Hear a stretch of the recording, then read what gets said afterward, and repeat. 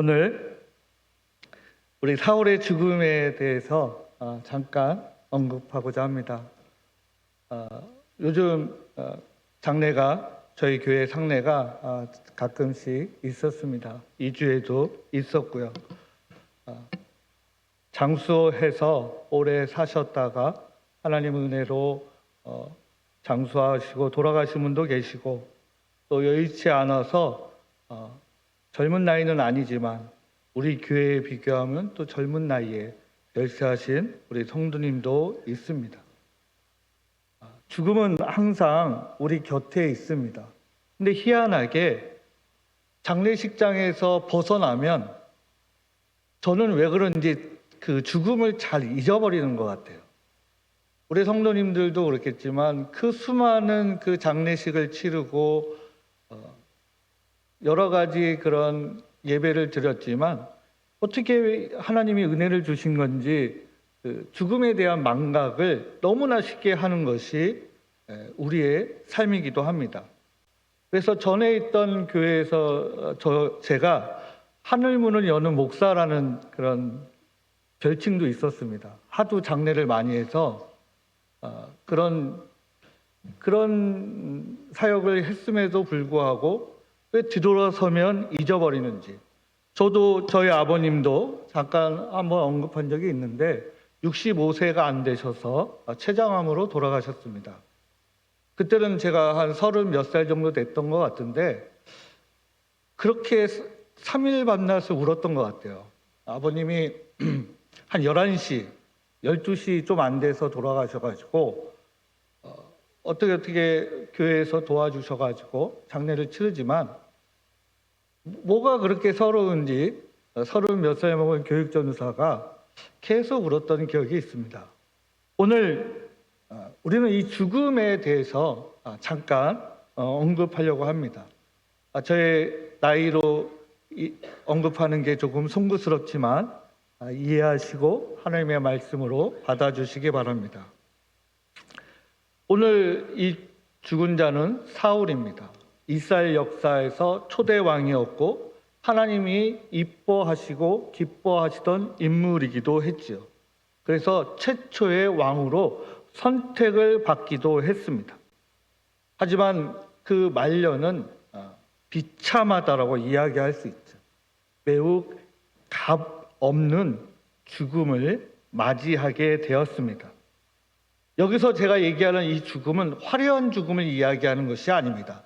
남들이 알아주는 죽음이 아니라 그 죽음 자체를 한 번 더 생각해 보려고 합니다.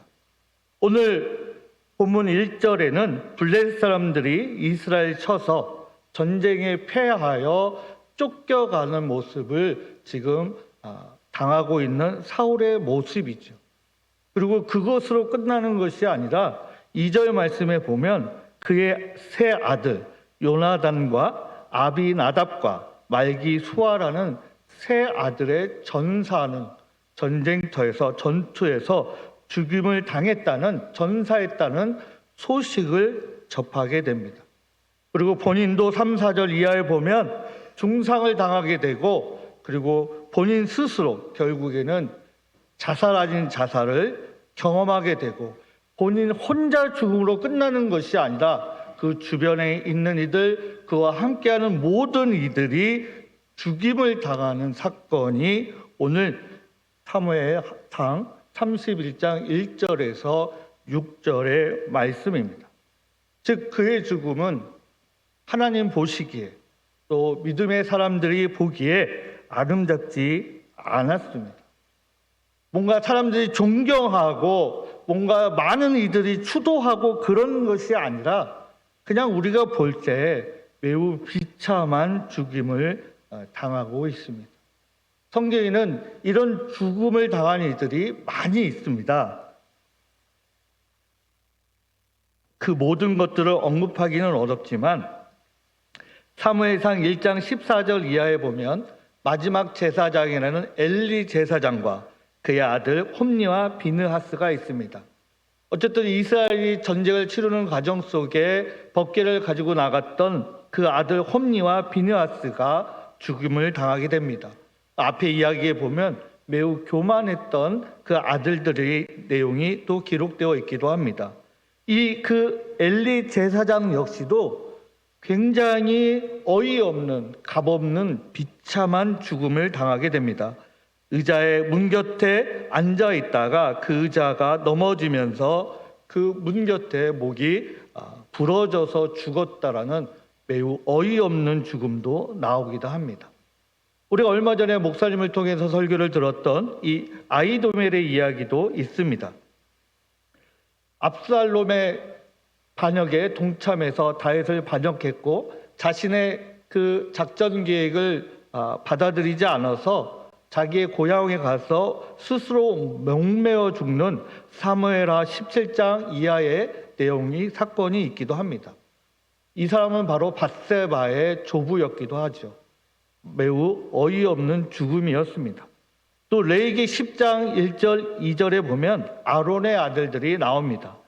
즉 나답과 아비후가 하나님께서 원하지 않았던, 하나님께서 말씀하지 않은 그 불을 사용하여 죽임을 당하는 사건도 있습니다. 우리가 얼마 전에 레위 지파 중에 고앗 자손만이 법궤를 맬 수 있었는데 그 법궤가 넘어지는 상황에 웃사가 만져서 죽임을 당하는 사건들도 있습니다. 객관적으로 볼 때는 그렇지 않지만 어쨌든 우리가 성경에 기록된 대로 본다면 매우 값없는 죽음이라고 이야기할 수 있지요. 하지만 분명한 사실은 전적으로 이 죽음은 그들에게 책임이 있었다라는 것입니다. 더 구체적으로 얘기한다면 사울 자신에게 그 인생의 과정에서, 믿음의 과정에서 그 삶이 결국 하나님 보시기에 아름답지 않았고 결국 비참한 죽음을 맞이하게 되었습니다. 예를 들어서 사무엘상 13장 9절에 보면 사울이 이르되 번제와 화목제물을 이리로 가져오라 하여 번제를 드렸다라고 나오고 있습니다. 물론 자신의 여러 가지 환경과 여건에 의해서 조급하고 자신의 군사들이 점점점 사라지고 탈옥하고 탈영하는 이런 가운데 이제 조급함이 들어서 급박한 마음이 들어서 이제 제사를 드리려고 하고 제사를 드렸던 이 사울 역시도 그렇지 않아야 했고 사무엘을 기다려야 했지만 그렇지 않았습니다. 즉 중요한 것은 우리는 항상 신앙생활을 할 때 내 입장이 중요합니다. 내 현재의 삶이 중요하죠. 근데 하나님께서는 이 현재의 삶을 하나님 앞에 가져오기를 원하신다는 것입니다. 근데 사울은 그렇지 않았습니다. 더군다나 매우 하나님이 미워하는 영적인 그런 교만과 잘못을 저지르고 있습니다. 단순히 제사만 지는 것이 아니라 신접한 여인을 찾아가서 지금 점을 보고 있는 사울의 모습이 드러나기도 합니다. 하나님은 우상을 섬기는 것만큼 매우 이 무당들을 매우 싫어하셨습니다. 더군다나 그 무당들을 싫어했을 뿐만 아니라 무당과 신접한 자를 찾아가서 그들에게 무언가를 구하는 것을, 기대는 것을, 그들에게 요청하는 것을 매우 싫어하셨습니다. 성경에는 여러 군데에서 그런 것을 언급하고 있습니다. 레위기 19장 31절에는 너희는 신접한 자와 박수무당을 믿지 말며 그들을 추종하여 스스로 더럽히지 말라. 레위기 20장 6절에는 신접한 자와 박수무당을 추종하여 그를 음란하게 하는 자를 내가 진멸하리니 너희 가운데서 그를 끊으리라. 신명기 18장 10절 이하에는 길흉을 판단하는 자나 점쟁이나 요술을 행하는 자나 무당이나 이런 들을 다 가증히 여긴다고 말씀하고 있습니다. 출애굽기 22장 18절에는 너는 무당을 살려두지 말라라고 아주 강력하게 말씀하고 있습니다. 성경에서는 한두 군데에서 언급하는 것이 아니라 매우 강력하게 그리고 하나님께서 매우 강한 어조로 말씀하고 있습니다. 단순히 이렇게 했으면 좋겠다, 저렇게 했으면 좋겠다가 아니라 끊어버리리라, 죽이리라, 멸하리라라고 말씀하고 있습니다. 하지만 하나님께서 선택했던 이 사울은 자신이 조급하고 자신이 해결할 수 없는 문제에 부딪혔을 때 결국 심렵한 자를 찾아가서 점을 보고 있는 사울 왕의 모습도 드러나고 있습니다. 끊임없이 하나님께서는 구약뿐만 아니라 신약에서도 갈라디아서 5장 19절 이하에 보면 우상 숭배와 주술과 원수 맺는 것을 끊으라고 말씀하고 있습니다. 요한계시록 2장 18절 이하에도 점술가들에 대해서 유황못에 던져지리라라고 하나님께서 말씀하고 있습니다. 즉 하나님께서 가장 싫어하는 것은 하나님을 제외한, 하나님 외에 다른 것에 기대는 것을 매우 싫어하셨습니다. 근데 사울 왕은 그렇지 않았다는 것이죠. 사울 왕은 처음에는 그렇지 않았습니다. 오늘 본문은 31장 1절에서 6절이지만 사울의 인생을 조금 살펴보려고 합니다. 사울은 처음에는 매우 겸손한 사람이었습니다. 사무엘상 9장 21절에 사울이 대접하여 이르되 나는 이스라엘 지파의 가장 작은 지파 베냐민 사람이 아니니까 또 나의 가족은 베냐민 지파 모든 가족 중에 가장 미약하지 아니하이니까라고 대답하고 있습니다. 이렇게 겸손했던 자가 왕의 위치에 오르게 되고 이제 하나님의 사람을 넘어서는 교만을 드러내게 됩니다. 다시 말해서 우리가 아름다운 죽음을 맞이하려면, 즉 아름다운 인생의 길을 가야 한다면 결국 하나님의 말씀에 우리가 따라가야 한다는 것이죠. 그리고 거기에서 가장 경계해야 될 것은 바로 교만이라는 것입니다. 교만할 때 우리는 어쨌든 내가 판단하지는 못하지만 하나님 보시기에 하나님 길에서 벗어났다는 것을 우리는 알 수 있습니다. 그러면 이 교만이 어디서 드러나는가? 첫 번째는 남과 비교할 때입니다. 사울이 영적으로 교만해져서 사무엘의 그 하나님의 그 사역을 건들게 되고 넘어서게 됩니다. 그리고 다윗에 대해서도 교만하게 되죠. 시기 질투하게 됩니다. 즉 비교하면서 시기 질투가 일어나게 되죠. 이제 전쟁에서 승리해서 다윗이 오는데 이제 백성들이 사울은 천천히요, 다윗은 만만히요라는 소리를 듣게 되면서 매우 이제 시기 질투가 벌어지게 됩니다. 그래서 사무엘상 18장 9절에 보면 그날 후로 사울은 다윗을 주목하였다라고 이야기하고 있습니다.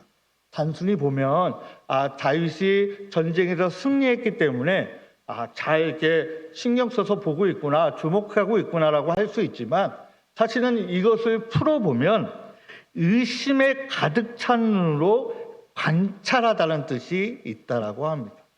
즉 전쟁에서 승리한 다윗을 향해서 이제 의심하게 되고 질투하게 되고 이제 미워하는 마음을 품게 되면서 이하에는 사탄이 역사했다라고 기록하고 있습니다. 두 번째로는 자기를 과대평가하지 말아야 합니다. 즉 우리가 어떤 일에 있어서 하나님의 길에서 벗어나지 않기 위해서는 교만하지 않아야 되는데, 교만할 때는 여러 가지 이유가 있지만 오늘은 두 가지만 이야기하는데, 첫 번째는 바로 앞에서 이야기한 것처럼 비교하는 것이고, 두 번째는 자기를 과대평가하는 것입니다.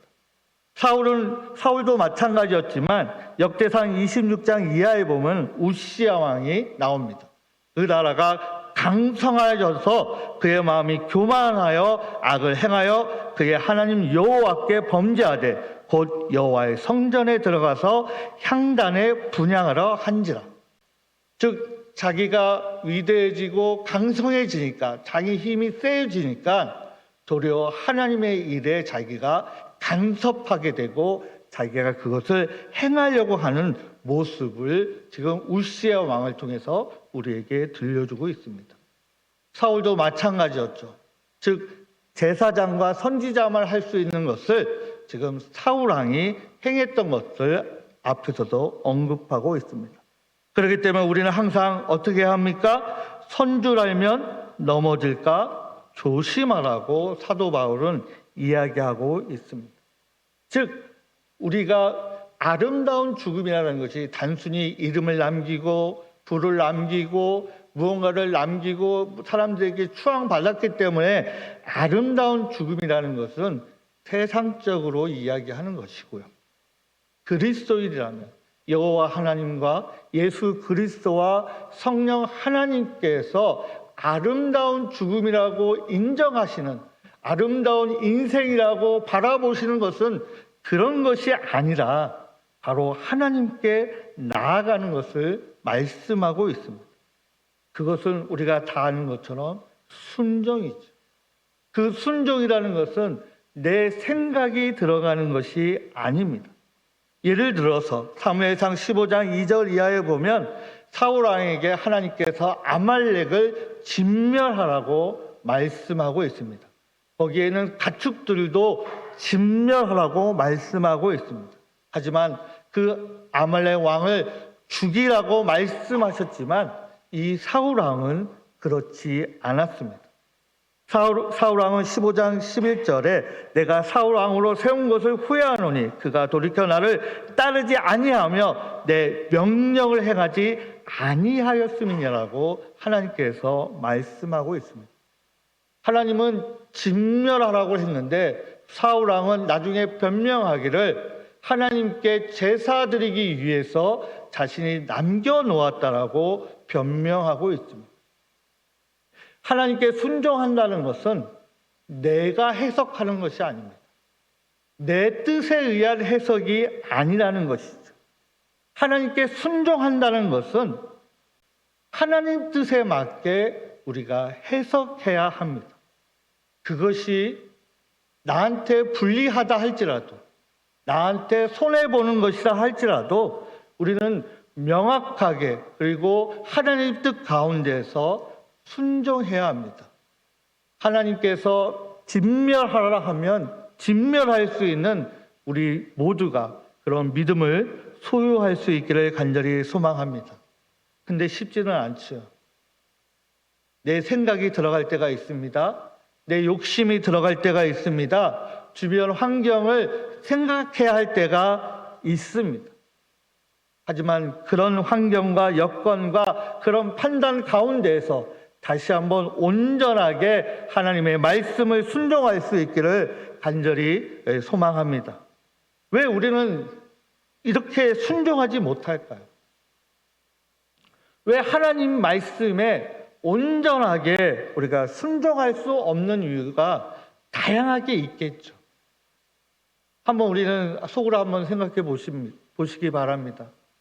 하나님이 나에게 이렇게 말씀하셨는데 나는 왜 순종하지 못할까? 나는 다 순종했을까? 나는 하나님의 말씀에 이거는 순종해도 되고 저거는 순종하지 되지 않고 이거는 할 수 없고 이거는 할 수 있고라고 판단한 적은 없습니다. 왜 우리는 하나님의 말씀에 즉각적으로 반응하지 못할까요? 요즘 우리 아이들에게 제가 화를 안 내려고 합니다. 몇 번 말씀드렸죠. 그래서 아이들과 크게 간섭하지 않습니다. 근데 요즘은 제가 핸드폰을 이제 관리하고 있습니다. 그래서 집에 오면 제 머릿맡에 제가 눕는 곳에 다 갖다 놔야 합니다. 확인합니다. 핸드폰, 패드 다 갖다 놓고 안 가져오면 가져와! 이렇게 소리 지릅니다. 아내도 마찬가지죠. 이거 세탁기에 넣어, 이거 양치질해, 빨리 양치질해. 그러면 어때요? 아이들이 즉각적으로 엄마 말이 딱 떨어지게 바로 팍 돌아가지고 양치질하는 우리 자녀들이 있는가 하면 우리의 자녀들은 딴짓하고 있죠. 그거를 보면서 제가 생각해 봅니다. 저도 어린 시절에 그런 어린 시절이 있지만 우리가 하나님의 말씀이 딱 떨어지고 나서 하나님이 너 양치질해, 너 빨리 목욕해, 너 샤워해, 빨리 옷 갈아입어 하면 가서 바로 샥 갈아입고 딱 하나님 앞에 쓰는 우리의 모습이 있었는가? 아니면 내 거 할 거 하고 내가 좀 쉴 거 쉬고 그러고 나서 하나님 앞에 코람대어하는 우리의 모습을 발견하지 않았습니까? 하나님 앞에 순종한다는 것은 우리는 매번 고백하고 있습니다. 하지만 그 순종이 내 안에 내 인격과 내 마음과 내 생각과 내 주관과 내 욕심과 내 이익과 부딪히게 되면 사울에게 말씀하셨던 암말렉을 진멸하라는 그 말씀과 같이 나는 온전하게 사울이 아닌 온전하게 진멸할 수 있는 나의 모습이 드러날 수 있는가? 그런 하나님의 종인가? 그런 하나님의 성도인가? 우리가 고민하고 끊임없이 갈등해야 합니다. 매우 쉽게 우리 사도 바울과 같이 온전하게 순종할 수 있는 이들이 있는가 하면 아마 저와 성도님 모두는 갈등 아닌 갈등, 생각 아닌 생각, 그리고 숙고하고 나서 하는 움직임, 실천, 그런 모습이 드러나지 않을까 생각되어집니다.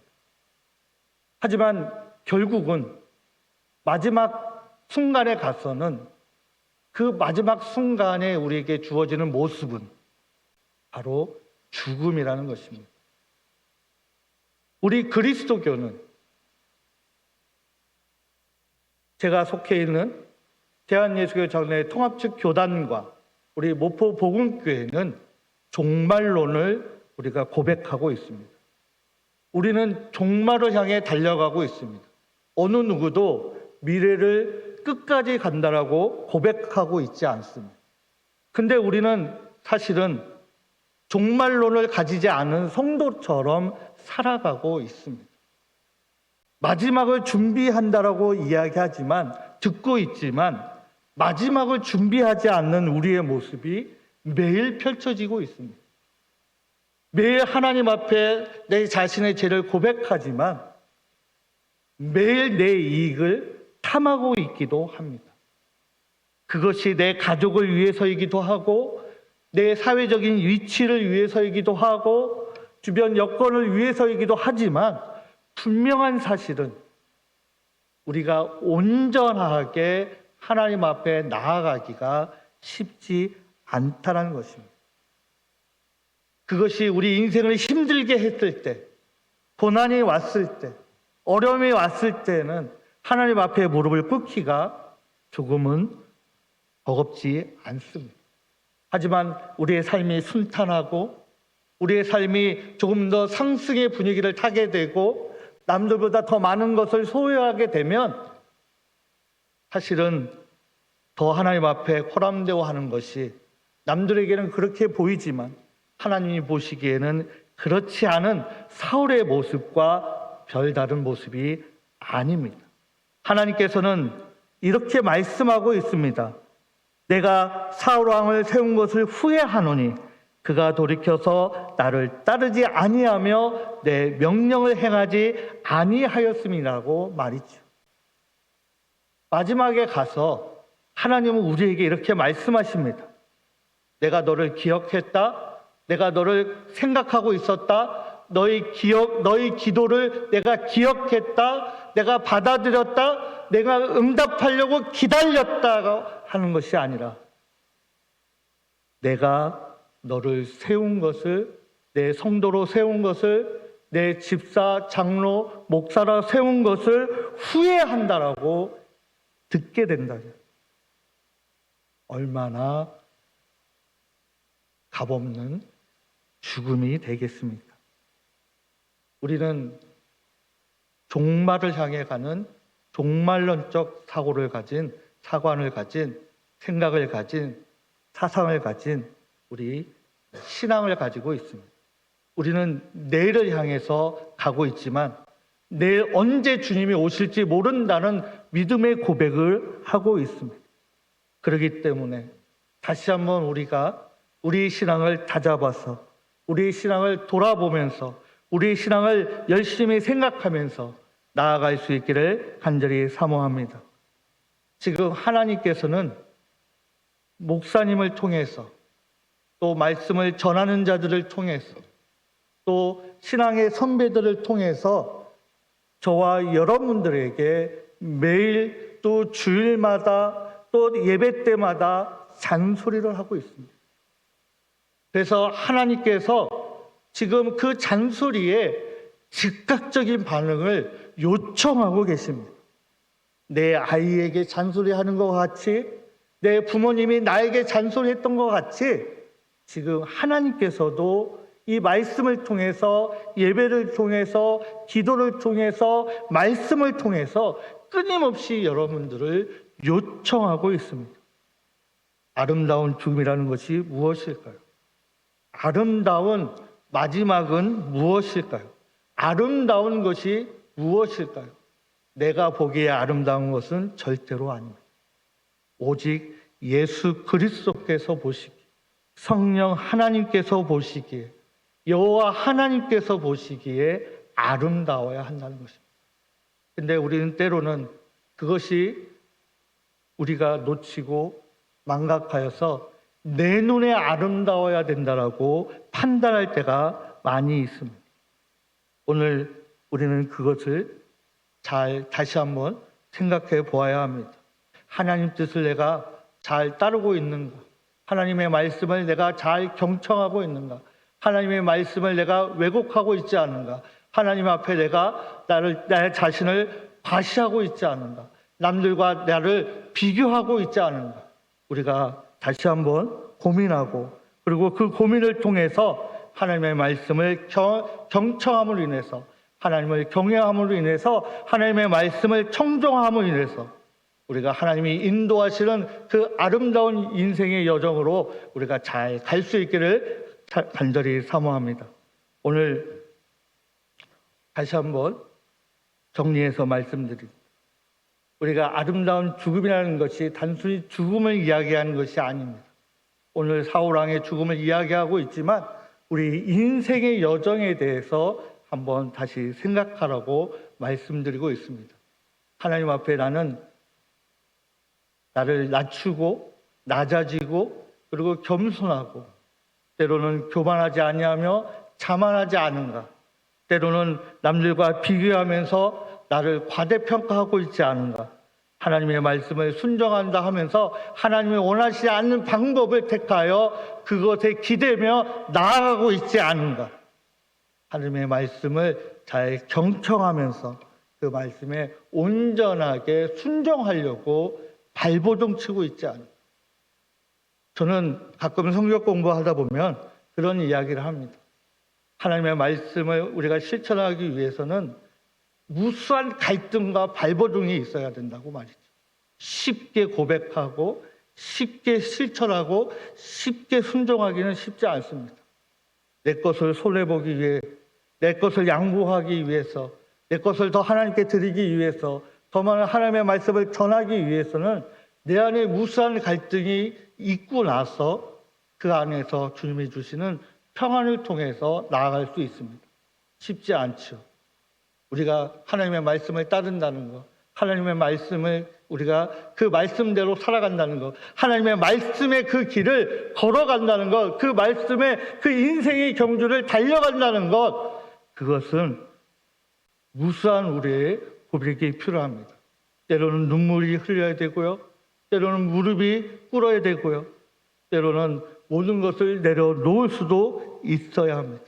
하지만 이렇게 나아갈 때 하나님께서 나를 모르시는 것이 아니라 나를 기억하시고 생명책에 기록되었다라고 우리에게 꼭 말씀하여 주실 것입니다.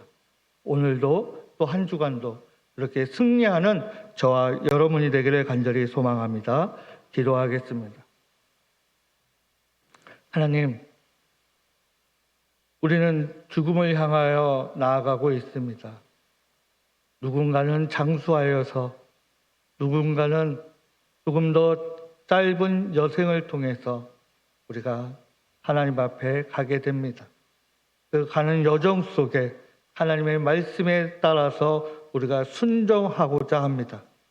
그 순종을 우리가 계산적으로 하는 순종이 아니라 온전히 하나님이 합당하고 하나님이 기뻐하는 순종이 되게 하여 주시옵소서.